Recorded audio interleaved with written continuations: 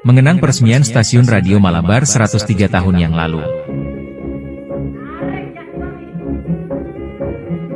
Radio Malabar terletak di Gunung Puntang, Kabupaten Bandung. Berawal dari keinginan untuk menghubungkan Belanda dengan Hindia Belanda atau Indonesia secara nirkabel, maka pemerintah Hindia Belanda menggagas pembangunan sistem komunikasi jarak jauh tanpa kabel atau nirkabel. Pembangunan Stasiun Radio Malabar diprakarsai oleh Dr. Insinyur Cornelis Johannes de Groot, seorang ahli elektro lulusan Jerman. Pembangunan dimulai tahun 1917 dan selesai tahun 1923. Willem Smith & Co. Transformatoren Fabiki memasok kumparan besar dan beberapa trafo. Sementara generator dipasok oleh Smith Slickerveer. Sebagai pendukung tenaga listrik dibangun PLTA Dago, PLTA Plengan dan PLTA Lamajan, serta PLTU di Dayakolot. Antena dibentangkan sepanjang 2 km antara Gunung Puntang dan Gunung Haruman untuk memancarkan gelombang radio. Ketinggian antena dari dasar lembah rata-rata 350 meter. Antena dibangun mengarah ke Belanda yang berjarak 12.000 km dari Gunung Puntang. Keunggulan Radio Malabar terdapat pada sistem pemancar tanpa kabel atau nirkabel yang merupakan satu-satunya dan pertama di dunia. Hal ini dikarenakan menggunakan sistem peluncur listrik untuk mengangkat gelombang sebesar 750 volts dan daya 1 MA. Dari situ, gelombang radio ribuan kilowatt bisa terbangun, bahkan tanpa kabel, sehingga tidak terganggu kegiatan Perang Dunia Pertama pada zamannya. Stasiun Radio Malabar diresmikan oleh Gubernur Jenderal Dirk Vogt pada tanggal 5 Mei 1923. Beberapa hari sebelum peresmian, badai tropis dengan kilatan-kilatan petir telah merusak sejumlah peralatan penting, termasuk pemancar. Hal ini membuat peresmian terancam diundur. Namun, ternyata peresmian tetap dilakukan dengan cara mengirim pesan telegraf radio kepada Ratu Belanda dan Menteri Urusan Koloni, tetapi tidak ada jawaban dari stasiun di Belanda. Baru pada 6 Mei 1923 malam, pemancar dapat berfungsi dengan baik. Pesan pertama yang dikirimkan dari Belanda adalah dari kantor berita Aneta. Meski demikian, tanggal 5 Mei 1923 tetap dijadikan sebagai tanggal peresmian Stasiun Radio Malabar. Pada saat pendudukan Jepang, Stasiun Radio Malabar sempat menjadi media propaganda Jepang dengan melakukan kontak dengan Hosho Kanrikyoku di berbagai daerah lain di daerah pendudukannya. Setelah Jepang hengkang dari Indonesia dan Belanda ingin menguasai kembali Indonesia, para pejuang Republik di Bandung Selatan menghancurkan Stasiun Radio Malabar. Stasiun radio tersebut hancur bersamaan dengan peristiwa Bandung Lautan Api, karena tidak ingin stasiun radio ini digunakan oleh Belanda untuk berkomunikasi ke negara Belanda. Saat ini, yang tersisa hanya sebagian kecil reruntuhan bekas bangunan stasiun radio dan bekas perumahan pegawai Radio Malabar. Kini area di sekitar bekas stasiun Radio Malabar dijadikan tempat wisata alam. Udaranya yang sejuk dan dipenuhi pepohonan besar, Gunung Puntang menjadi salah satu tempat favorit untuk berkemah.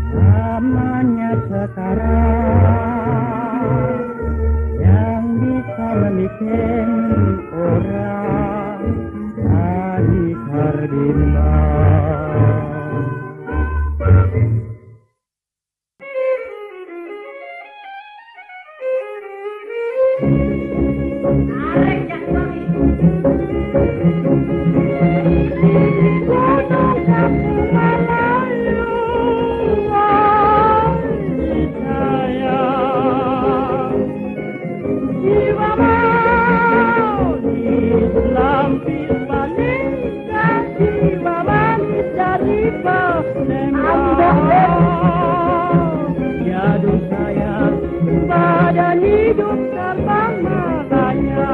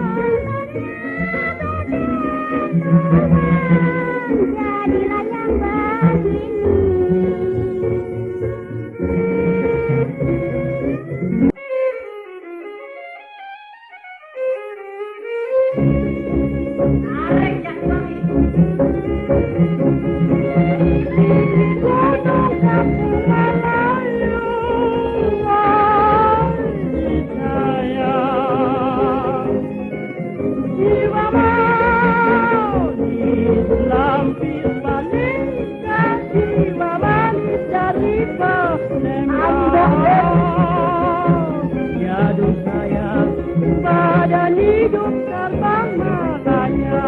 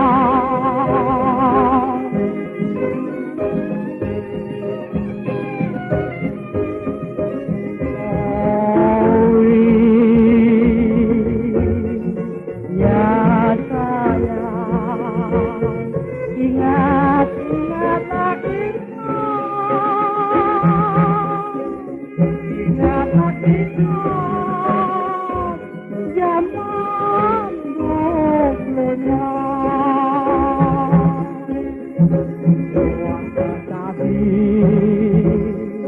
carilah bangsa saya menyanyi lagu yang lama.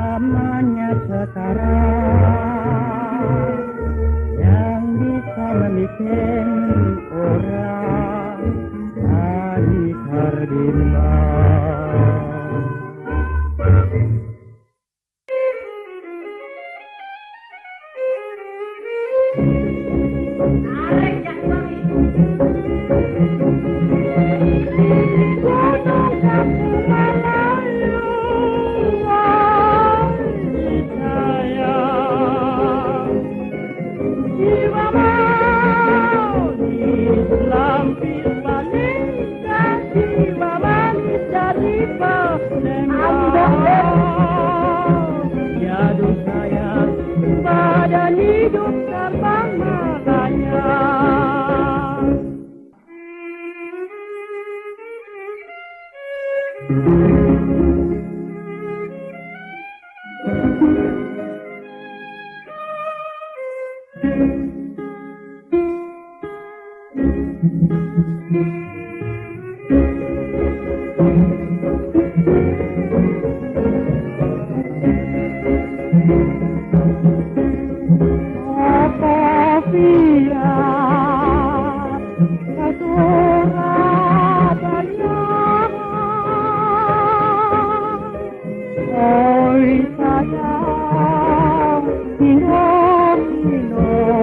Sayang,